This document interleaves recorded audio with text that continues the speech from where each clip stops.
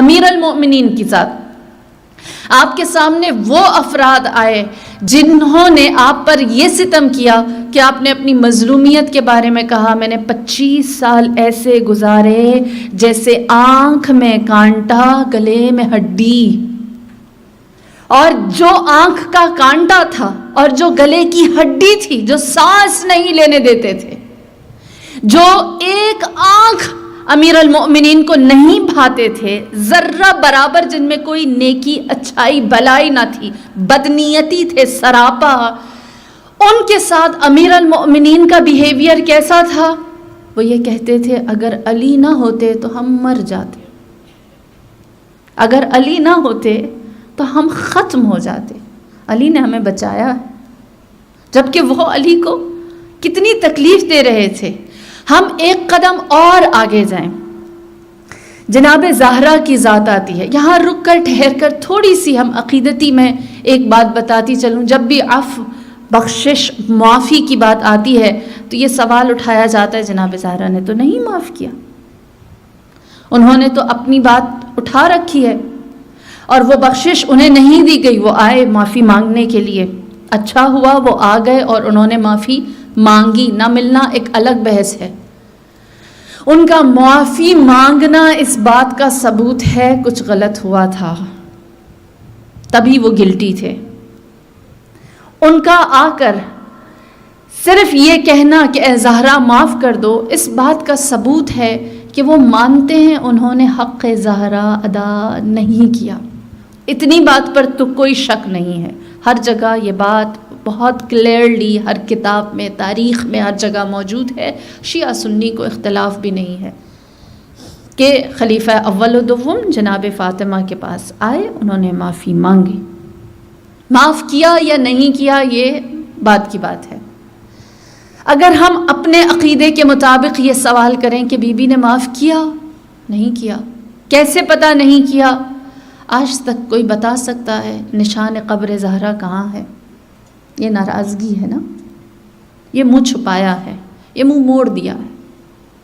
اور دوسرے الفاظ میں کہوں، باشعور لوگوں کے لیے قبر کا نشان نہ ہونا ایک کوسچن مارک ہے۔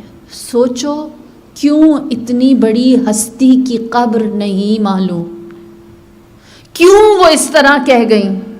وہ بی جو کہتی تھی کہ میرے حسین کو کون یاد رکھے گا، وہ کہتی ہیں میری قبر کو چھپا دو، پوشیدہ رکھو، کوئی دیکھ نہ سکے، تو یہ ایک سگنل ہے کہ معاف نہیں کیا۔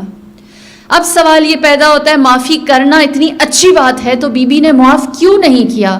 دیکھیے بی بی کا خطبے کا ایک جملہ ہے، خطبہ جناب فاطمہ الزہرا جو آپ نے دربار میں دیا، اس میں آپ نے اپنے احتجاج، اپنے پروٹیسٹ کا جو سب سے پہلا آبجیکٹو تھا وہ بتایا اور فرمایا اگر میں آج احتجاج نہیں کروں گی، اگر میں آج نہیں بتاؤں گی کہ حق کون اور باطل کون، درست کون اور غلط کون، اگر آج میں نہیں بتاؤں گی کون حقدار ہے اس مسند کا اور کون ناحق اس مسند پر، مسند رسالت پر بیٹھا ہوا ہے، تو کل اس مسند پر میرے بابا کی جگہ پر وہ آ کر بیٹھ جائے گا جس کو وضو کرنے نہیں آتا ہوگا۔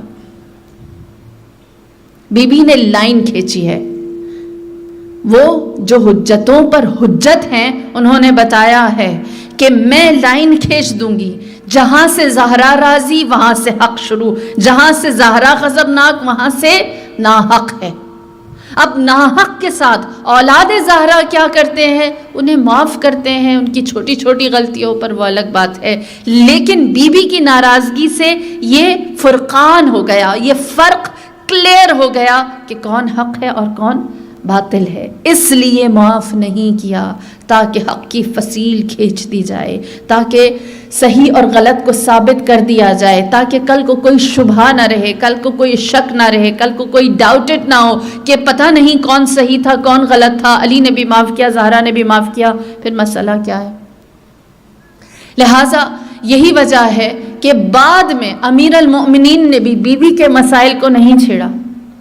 فدق کا مسئلہ اہل بیت کو، امیر المؤمنین کو بعد میں خلافت ملی اور لوگوں نے کہا کہ اب آپ فدق کا مسئلہ حل کر دیں. آپ نے فرمایا کہ جس پر ظلم ہوا تھا مظلوم بھی نہیں, جس نے ظلم کیا تھا ظالم بھی نہیں.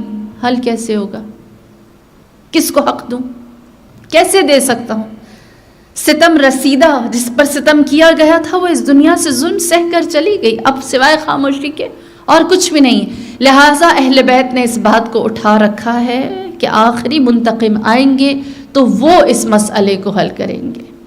اس وجہ سے تاکہ حق اور باطل کی یہ جو لڑائی ہے یہ ثابت ہو جائے, کلیئر ہو جائے, بی بی نے ایک فرق رکھا ہے, اور یہی ہمارے لیے بہت ساری چیزوں کو واضح کرنے کے لیے کافی ہے.